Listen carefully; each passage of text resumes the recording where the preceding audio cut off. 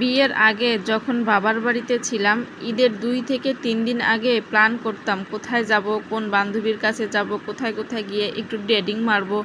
কিন্তু বিয়ের পরে ডেটিং মারা তো দূরের কথা, বান্ধবীর কথা তো চিন্তাও করা যায় না। হ্যালো ভিউয়ার্স, আসসালামু আলাইকুম। এই যে এইগুলা হচ্ছে আতপ চাল, আপনারা কি চাল বলেন আমি সঠিক জানি না। এগুলা হচ্ছে আতপ চাল, পোলার চাল, যে যেটাই বলেন। এই চালটা আমি হচ্ছে আগের দিন রাতে ভিজিয়ে রেখেছিলাম, কারণ কি শুকনা চালটা পিষালে দেখা যায় ঢাকায় যারা আছে বেশিরভাগ শুকনা চালটা এরা পেশায় দিতে চায় না মেশিনে, আর একদম সুজির মতো হয় মোটা মোটা, রুটি খেতে একদম ভালো লাগে না। এই কারণে হচ্ছে আমি রাতের বেলা ভিজিয়ে রেখেছিলাম অনেকক্ষণ, বলতে রাত 12টার দিক ভিজিয়েছি। পরের দিন সকালবেলা 9:30 10টার সময় আমি এটা চালটি ভালো করে পরিষ্কার করে তারপর হচ্ছে পানি ঝরা দিয়ে নিচ্ছিলাম। নেয়ার পরে সকালে নাস্তা করে দিয়েছিলাম এদেরকে। নাস্তা করেই আমি হচ্ছে চাল ভাঙাতে চলে গেছিলাম নিচে। এই কাজটাও আমাকে করতে হয়েছে, কারণ সেই দিনও আপনাদের ভাইয়ার অফিস ছিল। দিনটাও যেহেতু শুক্রবার ছিল, তারপরও সে বাসায় ছিল না। শুক্রবারের দিন সে আরও খুব তাড়াতাড়ি অফিসে চলে যায়, প্রায় 7:30 8টার দিকেই সে চলে যায়। গিয়ে সে অফিস করে বাসায় ফিরতে ফিরতে দুপুরে 1টা 1:30 বাজে।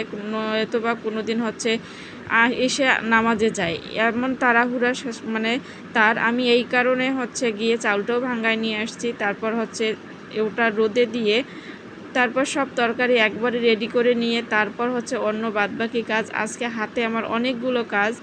তারপর হচ্ছে এই যে ফ্রিজ পরিষ্কার করতে হবে আমার। ফ্রিজটা আমি প্রায় 1-1.5 মাস হয়ে যাচ্ছে পরিষ্কার করি না, কারণ চিন্তা করতেছিলাম যে কোরবানিতে তো পরিষ্কার করতেই হবে, এই কারণে আর পরিষ্কার করিনি। অলরেডি ফাঁকা করে ফেলেছি। রাতের বেলা ফ্রিজটা আমি একদম বন্ধ করে রেখেছিলাম। তারপর দিন সকালবেলা অনেক ময়লা হয়ে গিয়েছিল ফ্রিজের নিচটা, আমার করার কিছু নাই। আচ্ছা, তারপর হচ্ছে এক পাশে কাজ করতেছি, আরেক পাশে হচ্ছে এই যে রান্না উঠাই দিছি। এক হাত দিয়ে ক্যামেরা ধরে এক হাত দিয়ে নাড়াচাড়া করতেছিলাম।